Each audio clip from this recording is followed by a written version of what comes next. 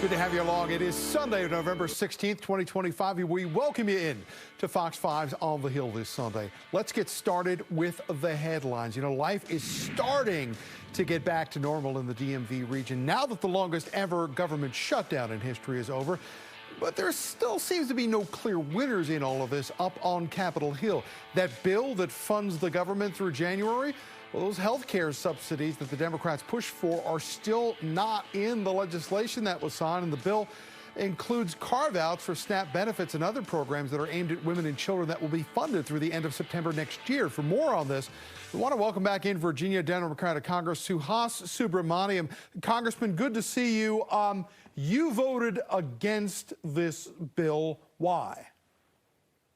For exactly the reason you mentioned. I mean, what we wanted was more than just assurances of a vote. We wanted to actually get healthcare costs down. We also wanted to do more to protect federal workers. I will say one concession we did get was that this bill includes protections against firings for federal workers for the next couple of months, and it reverses the firings since October 1st. But I wanted to see more than that.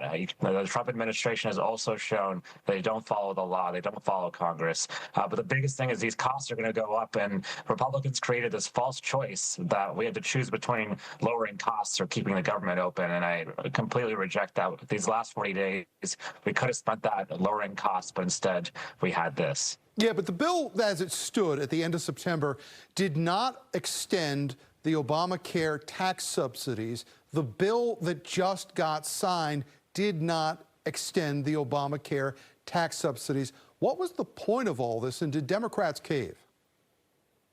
Well, we didn't have an assurance of a vote before, and so we have an assurance of a vote. But again, I voted no because that's not enough for me. I'm not a cheap date. I want to make sure that we get an actual vote on it and that we're actually lowering healthcare costs and protecting federal workers, too, in our region. And instead, we got assurances. And we also got another situation where we might have to have this fight again in January. We need to stop budgeting like this. We need to end shutdowns altogether. But instead, we're going continuing resolution to continuing resolution, and it's madness. And everyone loses when we fight like this in Washington. I got to ask you, you mentioned that January 30th deadline. We're already on the clock about that. Is it likely we could see another shutdown come the end of January into February? It's really up to Trump and Republicans, and really Trump because they follow him. I mean, if they want to avoid this, they should see what happened in Virginia and New Jersey and other states last week, what people are responding to and how they're responding to these shutdowns. They're blaming Republicans, too, and they're holding Trump responsible. But, you know, if they want to keep the government shut down again in January, then they'll do that. But what I would like to see is for us to start negotiating now. Before this shutdown, we had 6 months. We knew the deadline was coming. Don't wait until the deadline. Let's start now. Let's start hammering out what an extension of the government will look like. And let's do an actual budget, too, so that we don't have to worry about it for a year or two. And let's actually get things done at lower costs for the American people. Congressman, I want to ask you about what happened on Tuesday with the release of some of these emails from Jeffrey Epstein. Obviously, this sent shockwaves across the Capitol. Are people finally going to find out what was in those emails? Because the administration has already announced just in the last few hours that the Justice Department is opening an investigation into any Democratic involvement with Epstein. Well, first, I'll tell you that I'm happy to investigate Democrats, too. If there are Democrats involved in this, they should be investigated as well. But let's not just choose Trump's political opponents to investigate, especially when his name showed up over 1,000 times in these emails. Remember, these emails are coming from the Epstein estate. And so this is just a little small tip of all the information that's out there. The real treasure trove of files are in two places. One, they're with the banks and financial institutions. The victims told us to look there. And two, they're with Trump. They're at the DOJ. And the Justice Department hasn't released them because Trump doesn't want them to.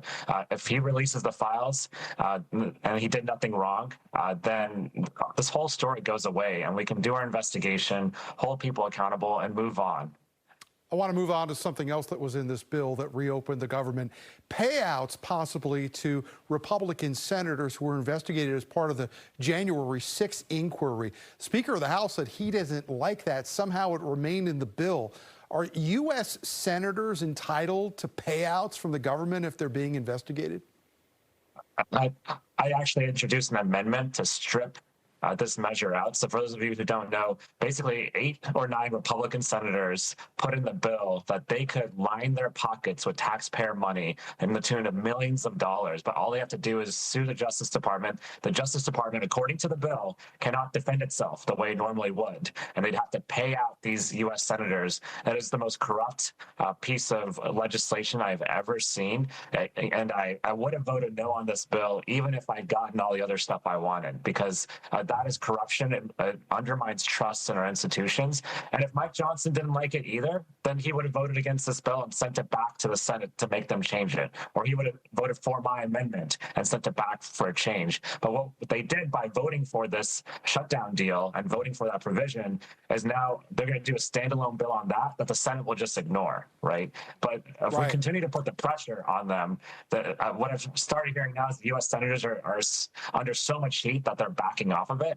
And it's because of public pressure. And so I say continue to spread this information about how these U.S. senators are trying to be corrupt, and they will back down. We are flat out of time. We appreciate it. Suham Subramanyam is a congressman from Virginia joining us live this morning. Fox 5's On the Hill continues.